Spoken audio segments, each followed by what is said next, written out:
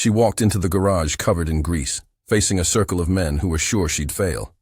But what happened next left even the toughest mechanic speechless. This isn't just a story about engines. It's about proving the world wrong. It was just another noisy, grease-stained Monday morning at Harrison Auto Garage, the kind of place where engines roared louder than the men working on them. The air was thick with motor oil and ego. Boss Mr. Harrison, a man known for his iron-pressed suits and steel-hard pride, walked through the garage floor with a clipboard in hand and a frown on his face. He wasn't happy, and for good reason. A customer had brought in a classic muscle car with an engine problem that no one could figure out. The mechanics had tried everything: new plugs, timing adjustments, rewiring sensors. Nothing worked. The engine sat there, stubborn and silent, like it was mocking them. Days turned into weeks, and the team started calling it the impossible engine. Then the garage door creaked open, and in walked Keisha, the 19-year-old, daughter of Marvin, the shop's most experienced mechanic. She didn't walk like someone visiting her dad. She walked like she belonged. Ripped jeans, an old hoodie, grease already on her hands. It was clear she wasn't afraid of getting dirty. The room paused. Mr. Harrison glanced up and narrowed his eyes. With a smirk and a voice soaked in sarcasm, he said, well, if you're Marvin's daughter, why don't you take a crack at it? Let's see if you're as good as your old man." The mechanics chuckled. Some leaned back, arms crossed, expecting a show. Others didn't bother hiding their doubt.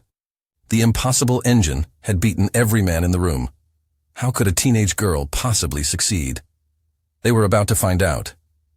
Keisha didn't flinch, not even for a second.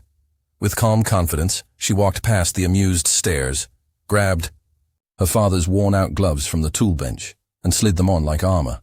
Then, without a word, she stepped up to the car and popped the hood open, revealing the tangled heart of the so-called impossible engine. But what no one in that room knew was that Keisha had been quietly preparing for this moment for years. Ever since she was 13, she'd been in love with engines, not just the noise, but the logic, the rhythm, the puzzle behind every piston and wire. While other kids watched cartoons, she was watching repair tutorials. While her friends went out on weekends, Keisha was in her backyard, tearing apart junkyard engines and putting them back together, again and again. Her dad, Marvin, had taught her the basics, but Keisha had taken it further. She read manuals, like novels, and studied systems most trainees didn't learn until tech school. Now, staring into the engine bay, her sharp eyes scanned each wire, each connection. "Your problem's not compression or spark," she said coolly. "It's a miswired sensor feeding the wrong data to the ECU." Silence. She picked up a wrench and started working with swift, confident hands. No hesitation, no second guesses. She rerouted wires, recalibrated a sensor, and adjusted the timing. Belt with precision. 10 minutes later, she turned the key. Vroom! The engine didn't just start. It purred like it had never been broken at all. The garage went still. Every jaw was halfway to the floor. Keisha had just rewritten the rules. For a moment, the garage stood frozen. The air, thick with doubt and disbelief just moments before, was now heavy with awe. You could hear a bolt drop. The engine purred like a kitten, smooth, steady, and unmistakably alive.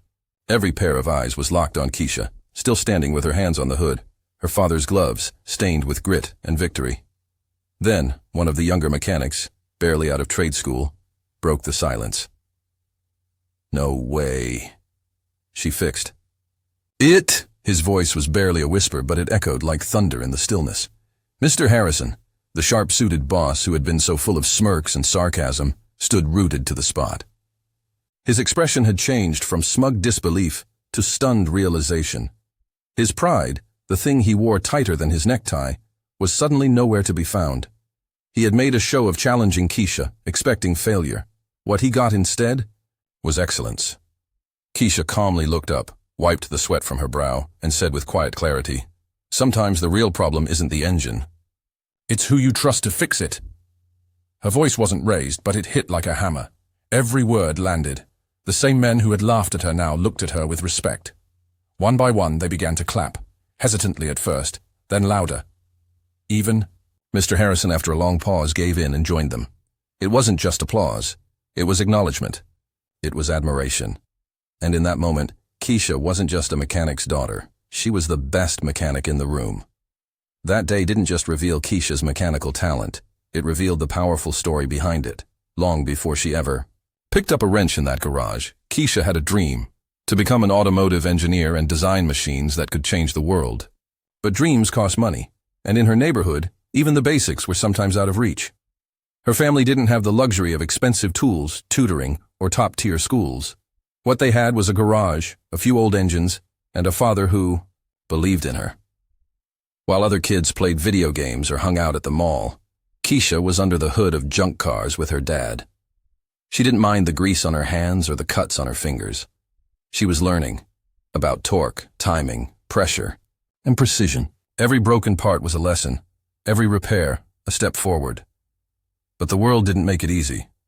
Teachers doubted her, classmates teased her, and more than once she heard, "This isn't a job for girls." But Keisha didn't flinch. She didn't argue. She worked, in silence, in shadows, letting her skills speak louder than the stereotypes. To Keisha, that engine wasn't just a machine. It was a mirror of her life, written off, misunderstood, called impossible. But she saw what others didn't, potential, and she wasn't about to let anyone tell her what she could or couldn't fix. That day, when the engine came roaring back to life, it wasn't just about horsepower. It was about heart, hustle, and the strength to rewrite the story people tried to write for her. What happened next took everyone by surprise. A co-worker had filmed the moment Keisha fixed the impossible engine, capturing the stunned faces, the roar of the engine, and the standing applause. He uploaded it to social media, and within 24 hours it had gone viral. Millions watched in awe as a young woman, once underestimated, proved everyone wrong with nothing but skill, grit, and grace. Within days, Keisha's inbox overflowed with messages, job offers from top auto companies, scholarships from engineering, universities and sponsorships from brands eager to back her talent. News channels reached out for interviews. She became a symbol of what's possible when passion meets persistence.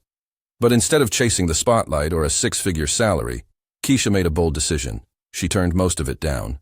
She used the attention and a few key donations to open her own training garage for young women interested in mechanics. She called it Engine Heerd, a name that celebrated empowerment and engineering at the same time. Her goal? To make sure no girl with a dream was ever told, "This isn't a job for you." And Mr. Harrison, he changed too. Humbled by the experience, he publicly apologized to Keisha. He promoted her father Marvin to lead technician and started a new apprenticeship program at his garage for underrepresented youth, inspired by Keisha's impact. Keisha's story didn't end with a fixed engine. It sparked something far bigger. It became a movement, a message, a reminder that sometimes all it takes to change the world is someone brave enough to pick up the wrench, and that's the power of belief, courage, and a little engine magic. If Keisha's story inspired you even a little, imagine what the next one will do. So if you love heart-touching stories with big lessons and even bigger surprises, don't forget to hit that like button, share this video with someone who needs a little motivation today, and of course, subscribe for more amazing tales just like this one. Your support helps me bring more powerful stories to life, and I can't wait to share the next one with you. Until then, stay kind, stay curious, and remember, every story has the power to spark change. See you in the next video.